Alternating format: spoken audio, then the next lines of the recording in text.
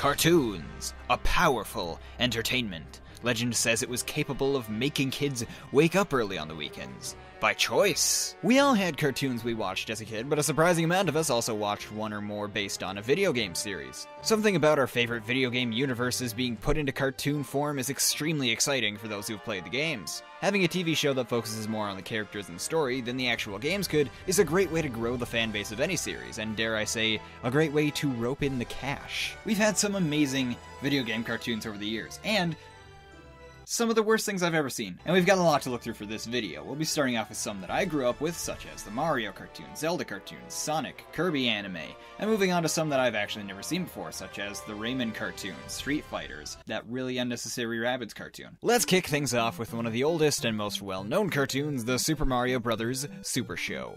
Yeah, the super part is kind of false advertising. This show aired in 1989 and was of course based after the very popular Super Mario Bros. Series. It was weird and not very good. The main show was a nonsensical cartoon about Mario, Luigi, Peach, and Toad, and mostly consisted of puns and pasta jokes. Pasta power! Sounds like a recipe for success. A pasta recipe. To be honest, I liked watching this show, if anything, just to laugh at it, but it didn't have much substance besides that. Toad and most side characters were extremely annoying. I don't have wings! Look! And the jokes were very funny, but not in a clever way, more like the ironic, not very funny way, like when your friend dabs and everyone laughs because nobody dabs anymore. It was also very odd, not what you would expect from a Super Mario Bros. Cartoon. It was, like I said, made in 1989, not long after Super Mario Bros. 2, and that kinda shows. What I mean is Super Mario Bros. 2 wasn't originally a Mario game, hence why it's so different from Mario Bros. 1. As a result, you had the cartoon take place in a weird Arabian world with lots of magic, mythological plots, and it was original, I'll say that much. Overall, there was one part of the show that I genuinely liked, and that was the live-action segments that were mixed in with the cartoon ones. Captain Lou Albano, a professional wrestler, and Danny Wells played Mario and Luigi, who run a plumbing business and eat pizza. That is about it. It's really corny, and the jokes are corny as well, but the two of them are actually really fun, or at least fascinating to watch, which is what really got me to ever watch this show by choice.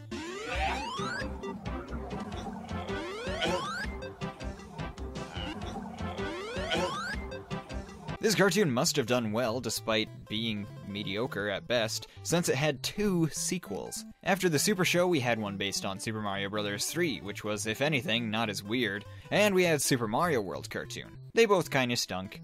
I will say that the Super Mario Bros. Super Show is probably my favorite since the others don't have live action. I mean, not live action, just live, since there's really no action in it. Super Mario World would have to be my second fave because of the memes. Oh, the many memes. Mama? Mama Luigi? Next, we have another notorious cartoon, The Legend of Zelda. In this cartoon, you have Link and Zelda bickering a lot, and well, that's about it. Well, excuse me! It's pretty fun to watch. The plot of this show is that Zelda and her father, King, have one Triforce, and Ganon, who just lives in the ground and talks to himself all the time, has the other. Yes, I said the other because there are only 2 in this show. Oh, and these are rubies. Now for that ruby!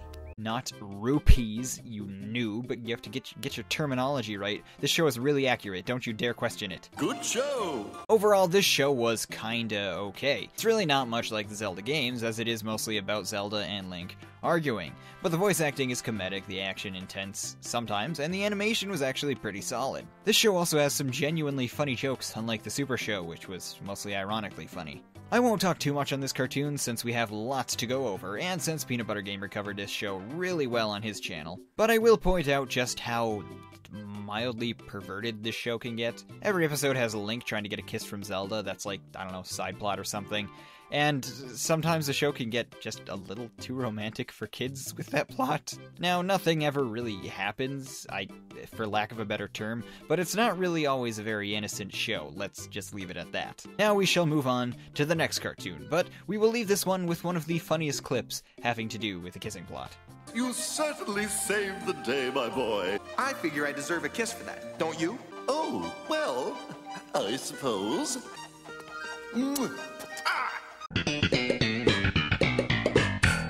Now let's get the Sonic cartoons out of the way. I've already made a video on each one individually, so I'll just give a quick recap. The first Sonic cartoon was The Adventures of Sonic the Hedgehog. It was extremely nonsensical, very childish, amazingly weird, and a bit fetish-y. So that's cool. The second cartoon, which came out the same month as the previous one, was Sonic the Saturday Morning Show, or Sonic Sat-Am. This one was awesome. It had a cool plot, a genuinely evil villain, fun characters, cool action, and actually some really well done voice acting. Not too much to say about it besides that it's overall pretty great. Then we have Sonic Underground in the late 90s. This one, I guess, for a short description, is like a mixture of the two previous shows.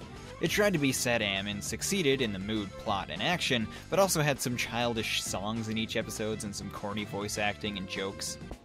Lady Liberty salutes the green and blue. Liberty's working hard for me and you. Fine. You're not really fine, but you just can't get into it because... That's really the best way to describe it, but another way to grasp the overall feel of this cartoon is to know that all the three main characters are voiced by the same guy. Even the female lead. What's that? I don't know, but it's getting closer. Look, there it is! Enough said. Next we have Sonic X in the early 2000s. I really loved this show, as it took stories from the Sonic Adventure 1 and 2 games and mixed it with an interesting plot of Sonic and his friends being trapped in a human world. The show seemed really fitting for the series, the characters acted like themselves, and it was just really fun to watch Sonic and his pals being Sonic and his pals. And Chris. Overall, not many people think this is a great show, and heck, neither do I, but I simply adore this cartoon and find it really likable. Lastly, in the Sonic cartoon section, we have Sonic Boom on Cartoon Network, which has its second season starting this fall. It's okay, I guess, but that's really about it. It's very different from past shows, and it really only tries to be funny, which, I mean, it does succeed at, but at the same time, the characters are kind of broken, the plot's unsuspenseful, the animation kind of hit or miss. Hopefully this show gets better in Season 2, but until then, it's still a pretty funny show, and I do like it myself. Now don't worry, I do know about the kind of anime Sonic movie as well, but it's not really a cartoon that aired on TV, so I'll review that in another video. Strange, isn't it? Okay, now with the Sonic shows out of the way, let's move on to the last show that I've actually watched and grew up with, Kirby Right Back At Ya. Great name. That's fantastic. I love having to say that every time I want to mention the Kirby cartoon. Much like Sonic X, this show was a Japanese cartoon made English by the notoriously bankrupt and at the moment non-existent 4Kids network. Honestly, I kinda like this show in the same way that I like Sonic X, as a fan of the games that it's based on, and as a show with issues. It definitely is aimed at a younger audience, and at Kirby fans, but it also had some intense violence. To be honest, I sometimes didn't know if the show was just really violent, or if it just seemed that way, since most of the time enemies were beating up an adorable puffball. Yeah, puffball is the official term, please don't question that. The anime also had a ton of CGI. Most of the time, King Dedede was completely computer animated, and that mixed with the fact that he talked made this show a bit odd, to say the least. Overall, I liked this one, but it was definitely more childish and confusing at times. The show also kinda had a reboot on the Nintendo 3DS through the Nintendo Video Network, and it was even weirder and more childish. Hooray! This next show is really obscure. It's another anime based after the Fire Emblem games. I hardly remember this one at all, as I do like the Fire Emblem games, but I'm not as big a fan as them as most other series. This show wasn't really a full show as it only had 2 episodes. It was an early anime, kinda corny with cool action, Fire Emblem characters, you know, pretty standard stuff. Overall, if you're a Fire Emblem fan, you'll like this one just fine, but considering there's only 2 episodes, there's really not that much that you can like. Don't you wish that Henri the Great was alive today? No. So those are some of the cartoons that I grew up with, but now we're moving on to the unknown, and lucky you gets to experience it with me as we look into video game cartoons that I have never watched before making this video. They're just cartoons, you wuss. Have you forgotten the Forsaken Rabbids cartoon? Can you please hide me? I don't want to be in this video anymore. First, let's check out Rayman. Yeah, surprisingly enough, there was a cartoon of the Rayman series that came out just after the game for the N64, Rayman the Great Escape. Now, I personally love the Rayman games, especially the Great Escape. It's probably one of the N64 titles I've put the most time into, so I'm looking forward to this cartoon, kind of. From what I can tell, there are only 4 episodes that were completed because the show was cancelled after the 4th one, so this could be pretty bad, but who knows? Well, me and my bro Nick do. In the future. Because we're about to watch it. Okay, let's just jump to the clips.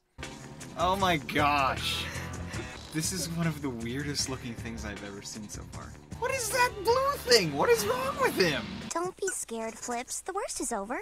No, it's just started. That park over there looks safe. Why does he have like a New York accent? That park over there looks safe.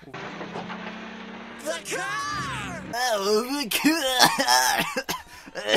car!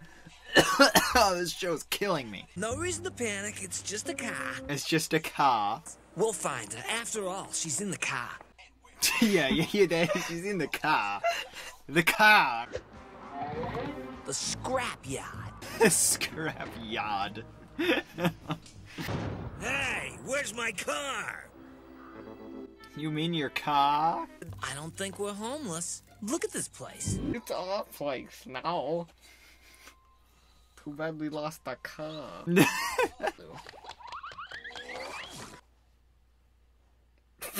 What a great way to end the episode. So, this show kinda isn't really obviously not the great. The graphics are dated, the voice acting is really weird, and overall, I just didn't find the show very enjoyable. I can kinda see why it got cancelled. Besides Rayman's accent, that was golden. Next up, let's check out the Mega Man cartoon. This one actually survived farther than 4 episodes, so that's pretty cool. Oddly enough, this show reminds me a lot of the Zelda cartoon. I think Zelda is a lot better, but this show has the same animation style, the same pun jokes, left and right, and is more action-based. How about a cold drink to chill you guys out? Oh gosh. And then the food got him. Not only did you fail to capture Mega Man, you left my transport chamber up on the plane. I can't understand a word he's saying. I need money. My emergency alarm. See what's wrong, Mega Man. Check the IBM computer, Mega Man. Woohoo! That music. It's more fun than sightseeing. Go get him!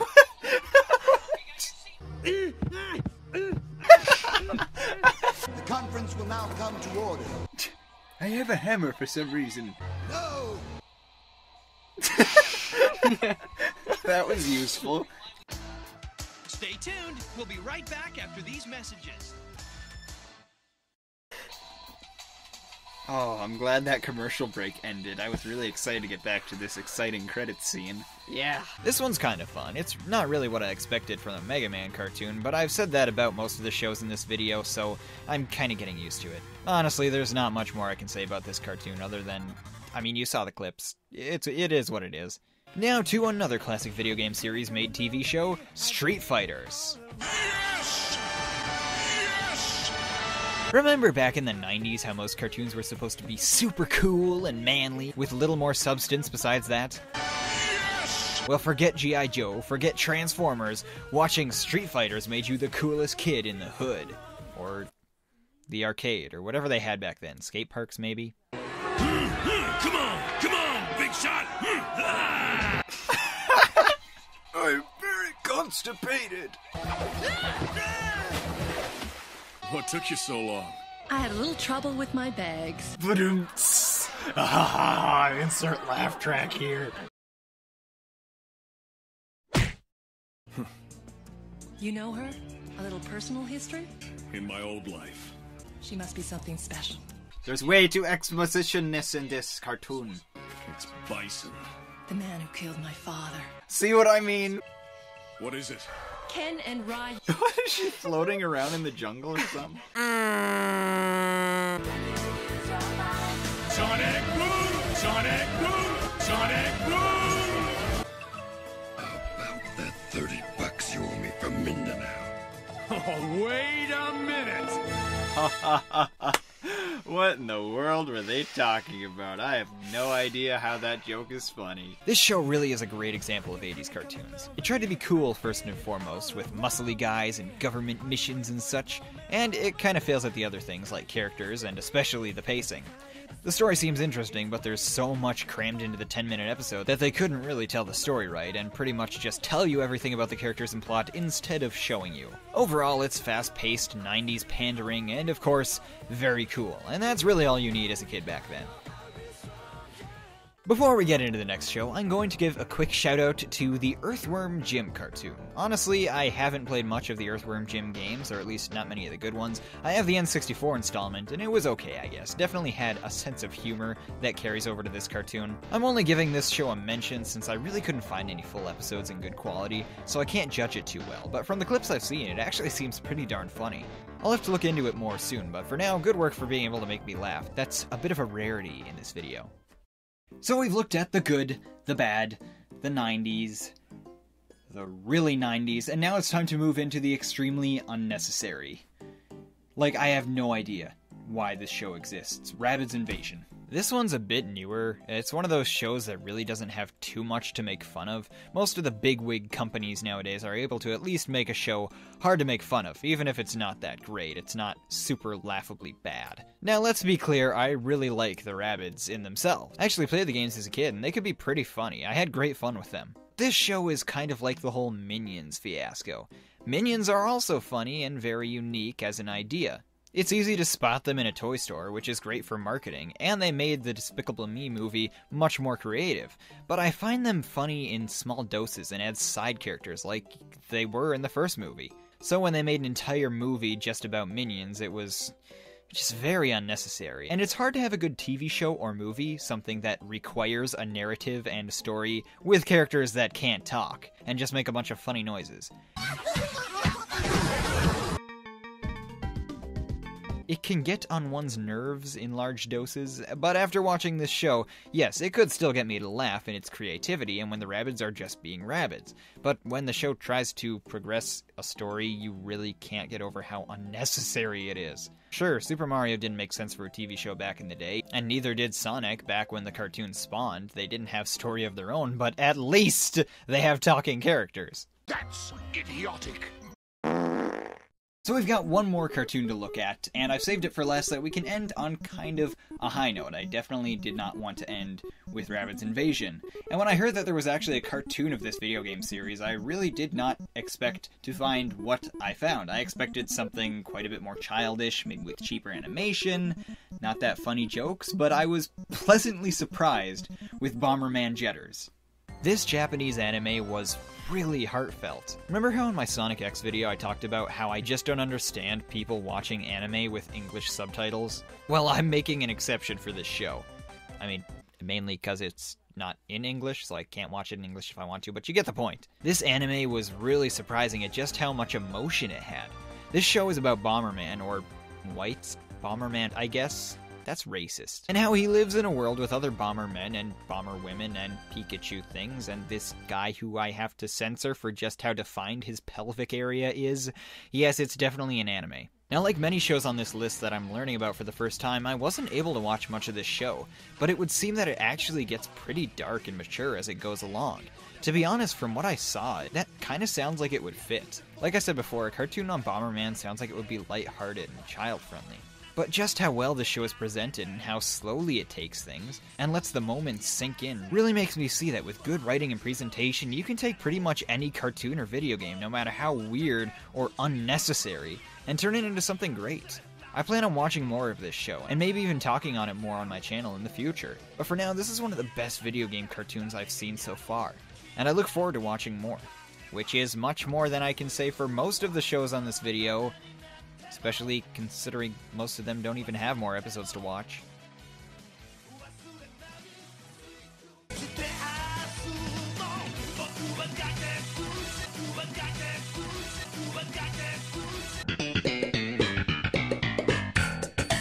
So one thing you'll notice about all the cartoons we've looked on this list is that they're not always very good. Most of the time, these shows are only made to appeal to the people who play the video games they're based after, and are only put into production to cash in on a series' popularity. That's why you see a lot of cartoons on popular video games like Mario and Rabbids, despite games like Star Fox, The Elder Scrolls, or Soul Calibur having stories that would make great cartoons. Okay, maybe Star Fox is just wishful thinking, but still, despite the cartoons being mostly mediocre, I wouldn't want things to be different. Sure, I would love for the shows to be more well done and a great representative of the games they're based after, but you could say I've fallen into the trap that these shows' creators wanted us to fall into. The trap that, despite having little effort put into some of them, they're all cartoons based after our favorite video game series. Characters from Nintendo or Sega or other companies, put into media that we can dive into the stories and characters like the games sometimes can't. That's something that I love having. I'd rather have a bunch of bad, stupid, or dumb video game cartoons rather than none, and I hope for more video game cartoons to come in the future, good or bad. But can we try to make them better? Is that too much to ask? Also, I know there are a lot of cartoon movies based after video games, but that is a story for another video. Or a video for another video. Videoception. Can I pretend to be the comment section of this video? Yes, you can do that. You forgot about Final Fantasy, Mortal Kombat, Captain Nintendo, all the Nintendo Network shows, and what about the countless Japanese anime? Hey, what is up guys? Peter here, thanks a ton for watching this video. I really hope you enjoyed it, and if you did, feel free to give it a like to let me know. I upload videos like this almost every day, so go ahead and subscribe if you're into that kind of a thing. If you want to contact me directly or stay up to date with upcoming videos, check out my social medias. The links to those are in the description. Now I leave you with this music from DJ Basebox28, who provides most of the music for my videos. You can check him out in the description or by clicking the annotation to the left. Thanks again for watching, and as always, have yourselves a wonderful day.